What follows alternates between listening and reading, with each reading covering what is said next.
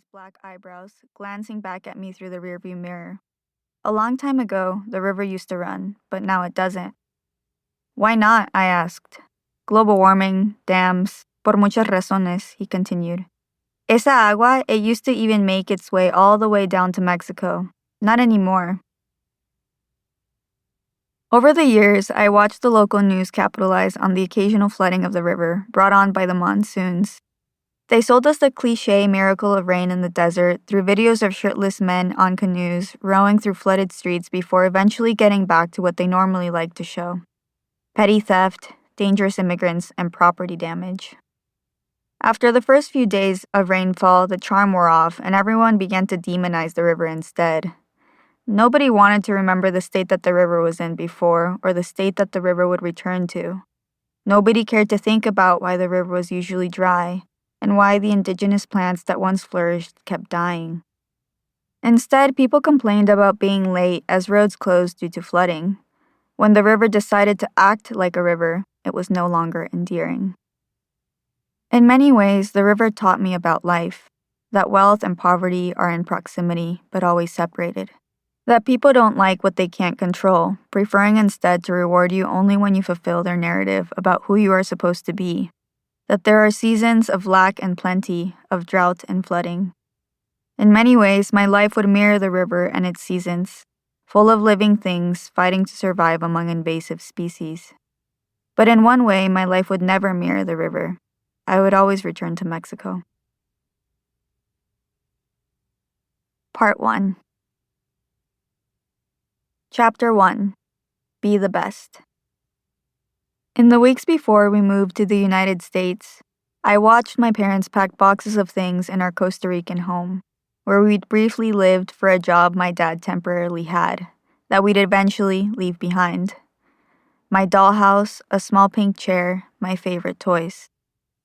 We'll start fresh, Mom would promise. There's so much more to look forward to. I was a toddler, too young to understand the permanence of goodbyes or the uncertainty of the adventures I was assured I would experience. Instead, I grew excited, and when planes flew above us, I'd point my finger into the sky at the vapor trail streaming behind them.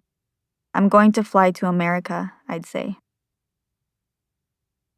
Most people think that immigrants move from one country to another, establish a new life, and never look back. My parents didn't do that. They were nomads, a characteristic of people who live close to the border.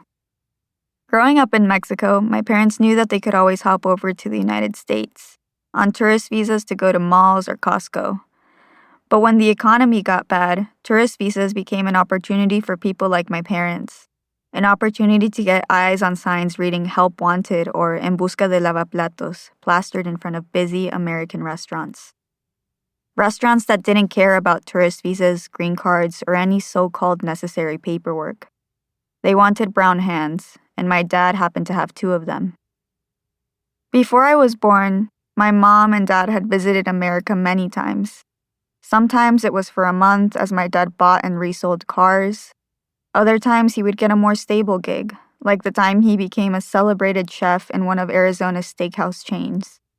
La carne nomás necesita un poco de sal, he'd say. Meat needs nothing more than the right amount of salt. But everything was temporary. Jobs would end, needs would change, and my parents would pack up and leave again. Sometimes they went back to Mexico. Other times they'd find themselves jobs in Spanish-speaking places like Costa Rica. But when my mom got pregnant with me, she knew she'd have to go back to the United States. From the moment she wanted children, she wanted them to be American. No matter how hugely pregnant she grew, she was determined to waddle her ass over the border before I was born, if that's what it took. My mom stayed true to her promise, and a few months later, in the fall of 1995, I came into the world in a hospital in Tucson. My mom gushed at the sight of me at the hospital nursery, surrounded by a sea of crying white blobs. She didn't see an anchor baby, she just saw her baby. A small brown little raisin covered in a fine layer of dark hair. When the doctor handed me over to my mom, he chuckled at the fuzz. She's like a monkey, he said. Pendejo, my mom replied. Es perfecta. My dad wasn't around when I was born, but rushed to Tucson from work as soon as he heard that my mom was in labor.